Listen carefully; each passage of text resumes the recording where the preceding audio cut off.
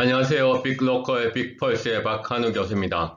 오늘은 이재명 테마주 급등과 급락 어떻게 설명할 것인가, 정보 모기 이론, 수렵, 사냥, 약탈이라는 키워드로 한번 이야기를 해보려고 합니다. 사실 이런 이제 뉴스 기사를 최근에 많이 나오고 있어요. 난실직 위기, 옆에선 부동산, 징수서, 떼돈, 커지는 K자, 양거, 또 여기 뉴스에 기사의 어떤 광고까지도 보면 아주 그러니까 마음이 그러니까 아련하게 이런 광고가 붙어 있어요. 그래서 저는 이제 지금 이제 증권시장, 그 다음에 비트코인 시장, 부동산 시장, K자 양극화를 계속 이제 만들고 있는데요. 사실 저는 뭐 그렇게 이런데 재테크에 능한 것이 아니어서 주변에서는 깡손이다라고 얘기를 하고 있습니다. 그래서 오늘 한번 들어가 봤습니다. 들어가 가지고 어제 문재인 대통령 신년 기자회견이 있었잖아요. 문재인 대통령 신년 기자회견에 대해서 주변에서 이런 얘기 하더라고요. 이재명 테마주가 다시 뜰 것이다. 그래서 주식시장이 열자마자 이재명 테마주로 흔히 분류되고 있는 동신것을 토탈소프트, 수산 INT에 돈을 한 220만 원 정도 넣습니다. 그러고 나서 그러니까 수익률 전체적으로 5.8% 정도 했을 때 그게 한 11시 정도, 11시 19분이네요. 11시 19분 정도에 이제 빠져나왔거든요. 그랬더니 막 정말 테마주가 급등을 정말 하더라고요. 처음에는 들어가자마자 바로 급락을 했었는데 1시간 뒤부터 다시 10시부터 다시 급등을 또 하고 있더라고요. 그래서 11시에 이렇게 다시 이제 환매를 하고 나왔습니다. 정말 이렇게 테마주가 급등하고 하는 이런 현상 어떻게 봐야 될 것인가요?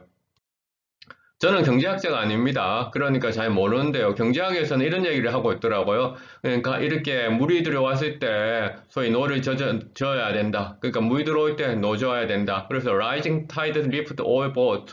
이렇게 조류가 들어오면 다들 그러니까 보트를 다 띄울 수 있다라는 이런 얘기를 하고 있었어요.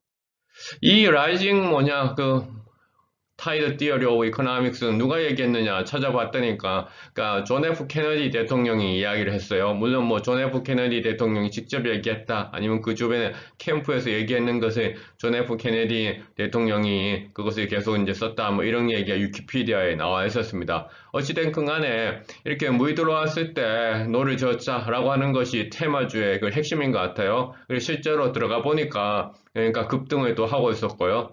그러나 저는 사실 이제 다른 이론의 측면에서 이야기를 한번 해보려고 하는데요. 정보 모기 이론이라고 하는 건데요. 정보 모기 information foraging이라고 영어로는 이야기합니다. information foraging이라고 얘기하는데 이건 뭐냐면 우리 인간이 원래 이제 그 진화했다라고 하는 어떤 진화론에 바탕을 하고 있죠. 인간이 이제 예전에 원시 시대에는 이제 수렵을 하고 채집을 하고 이렇게 하잖아요. 그러면 자기가 어떤 것을 수렵하고 채집하고 헌팅, 사냥해야 될지를 결정을 해야 되는 거죠. 한정된 자원과 한정된 시간 속에서.